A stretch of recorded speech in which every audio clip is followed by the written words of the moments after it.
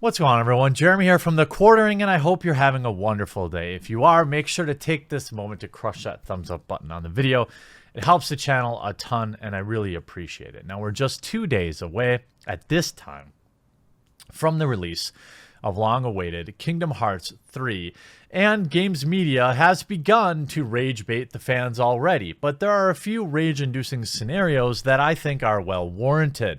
I want to start by covering the Gamestop limited edition fiasco.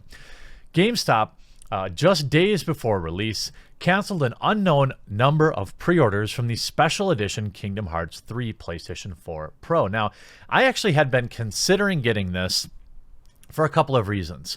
One, over the Thanksgiving holiday, I picked up an Xbox One X because, well, I didn't have an Xbox One anyway, and it was deeply discounted. And I've been thinking about getting a PlayStation 4 Pro so that I can put things on an even playing field, relatively speaking. I know that the new generations are likely to be out late this year, I'm guessing, or early next year at this point.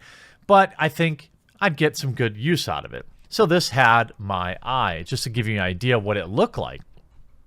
Quite stunning, with Kingdom Hearts 3 design right on the PlayStation. And by the way, big fan of the kind of subtle inlay here versus kind of these big gaudy skins that they do. And also had some unique designs on the actual DualShock controller. So pretty nice. Now, of course, $400, not for me, not knowing that the console is in its final stages of usefulness, but nonetheless, it had me interested. News then came out from GameStop. Due to an error, we oversold on pre-orders for the limited edition Kingdom Hearts 3 PlayStation 4 Pro. Unfortunately, some orders had to be canceled. Guests who had an order canceled will receive a $25 gift coupon. This is absurd. You should at least give them a free copy of the game, I would guess, because you have situations like this with Kevin Pappen, allegedly. I'm heartbroken. I traded in my old PS4 to pay for this console and bundle. I had money sitting in my account for months just for you to take it, and I have 2 emails to prove I checked out. You will never understand how disappointed and saddened I am. Now, I'm on record as saying I am not deeply connected to the Kingdom Hearts franchise, but I understand what it's like to be connected to a franchise and to be looking forward to something. Now, undoubtedly, there is some amount of people that purchase this product just to flip on eBay, especially nowadays. We know that anytime anything is produced for the sole purpose of collecting it, you really don't want to put your money into it, a la pop figures. But in this case, now we know that demand exceeded supply, so undoubtedly Kingdom Hearts 3 limited edition PlayStation 4 PlayStation 4 consoles will probably be on eBay for many hundreds of dollars. That said, I know that my advice to people is always not to pre-order.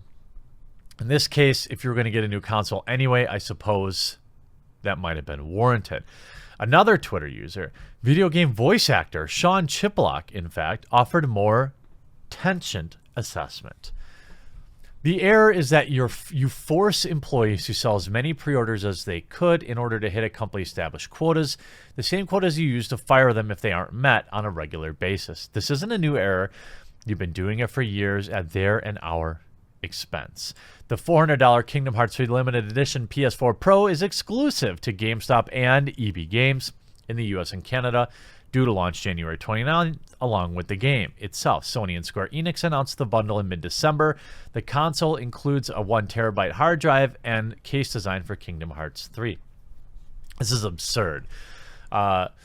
It's similar to when... It isn't similar, by the way, to when airlines overbook their flights. Because in this case, people had already paid for the profile, right? The console, I'm sorry. They already paid for it. I guess in that way it's similar. Maybe it is more similar than I would let on. But going into it, you knew exactly how many of these you had for sale. If you had oversold by 10 units, let's say you had 20,000 of these. If you're oversold by 10 units, okay.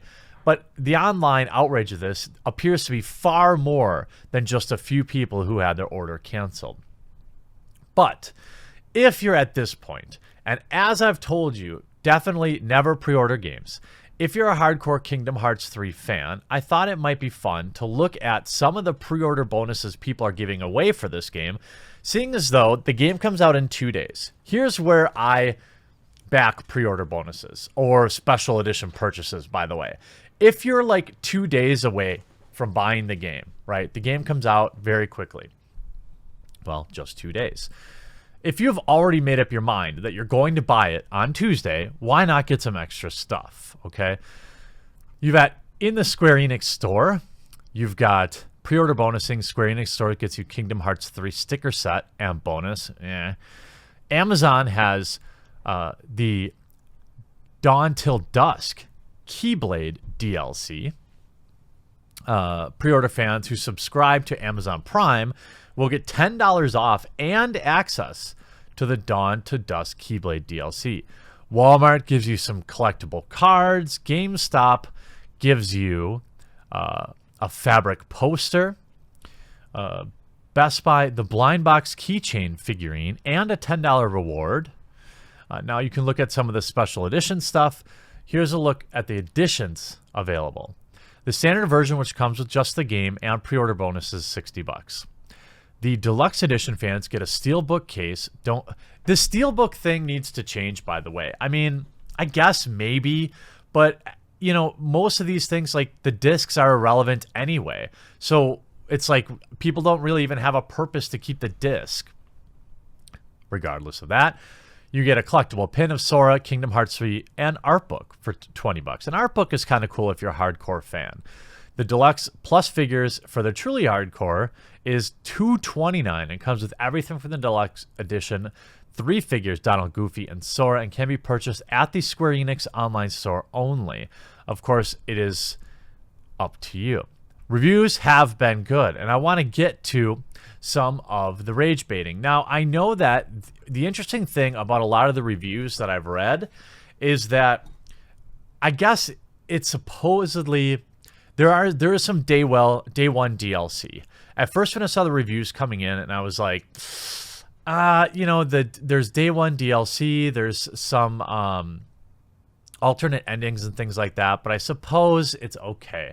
When you look at the aggregate score of the game, it already has an 89. I was expecting in the mid 80s, I suppose, after the game comes out. The thing is, when you have a game like this that people have been waiting forever for, the overwhelming majority of reviews are going to be people who came into it and they're just happy that the game exists. I'm sure it's a fine game, but then you get outlets like Polygon who rage bait with reviews because it's not interesting to write a good review when everyone else already says the game is good. So what you're going to see is you're going to start to see reviews like this. Kingdom Hearts 3 ends the series with a whimper. There's a reason we're still talking about Kingdom Hearts. It was a collaboration between two titans of industry that shouldn't have worked. I agree there. Full of inexplicable crossovers, gloss over plot details, but Disney and Square Enix partnership proved to be a winning one, at least for a while. Kingdom Hearts has since evolved from simpler beginnings. Its tangled, dense mass of plot lines and backstories. Kingdom Hearts 3, the culmination of more than a decade and a half of games, fares much worse than the previous entities did with keeping up and keeping us engaged. Interesting. I've waited a long time for a proper conclusion to that boy's story. The space between Kingdom Hearts 2 and Kingdom Hearts 3, a full 13 years, has been a test of patience. I've hoped for a game that would bring Kingdom Hearts into 2019. How crushing it has been to discover the end result is little more than a lackluster leftover from 2006. Kingdom Hearts 3 is not the affirming experience I wished it would be for more than half of my life. Imagine waiting that long. I mean, other games come out anyway. It is a whimsical but tepid action RPG romp through Disney worlds with a flat story, repetitive gameplay, and very few surprises. Because of a timeline convoluted by spin-offs, Kingdom Hearts 3 doesn't pick up where Kingdom Hearts 2 story concluded. I could burn my entire word count summarizing what's happened in the fiction across the series. I'm going to skip that. I don't want any spoilers. There's no way to fit the Disney bits into Kingdom Hearts 3 without them feeling like a roadblock. This quote review, which is just rage bait, ends with, Kingdom Hearts has always had a joyfulness that differentiated it from its contemporaries. I don't know, Super Mario RPG kind of had that feeling. Despite its reputation for a complex story, its simple action and positive energy felt like an anecdote to so many other RPGs of the past couple decades. But Kingdom Hearts isn't simple anymore. It isn't just joy and bright colors and Disney heroes. Instead, the conclusion of the story is tangled up in so many conflicting threads that each one a heavy burden on its hero, whose smile now feels unnerving. Kingdom Hearts 3 is example of what can go wrong when a series that once stood in contrast to its peers as a lighthearted alternative loses its way. Interesting top comment. After browsing other reviews, the lack of detail present in this critique is incredibly stark by contrast. I'm forced to side with the detractors in this seems to be Polygon being contrarian simply for the sake of drawing attention. Kotaku's brief preview gives me deeper insight into the game than this formal review and paints a much brighter picture. Ha! Roasted. That's what games activist websites like Polygon do, right? When you don't have anything interesting to say, I mean, I guess it's just good click. It's good business. It's not good for gaming. You're not serving your fans. And it kind of reads like that high school kid that, you know, there was something that everybody loves. They're just like, oh, it's stupid because everyone that likes it is lame. Read my article. Don't use ad block on my website. I totally respect you as gamers. Sorry. Anyway, are you going to be picking up Kingdom Hearts 3? Should I buy it? That's the question. Another long RPG. I'm still trying to finish Dragon's Quest 11, and I have probably about 6 hours left in Red Dead Redemption 2. So maybe I'm going to pick up Resident Evil 2 instead, since it only takes about 8 to 10 hours to get through, and I know a lot of people are asking my opinion on that game. I'm interested to hear, have you pre-ordered this game? Are you going to pick it up on Tuesday? What do you think of the rage-baiting articles? And do you think I should pick it up? Regardless of what you have to say, I always read the comments, and I'm glad you take time to leave them down below. If you enjoyed this video, please remember to drop a like on it, and we'll talk to you again real soon.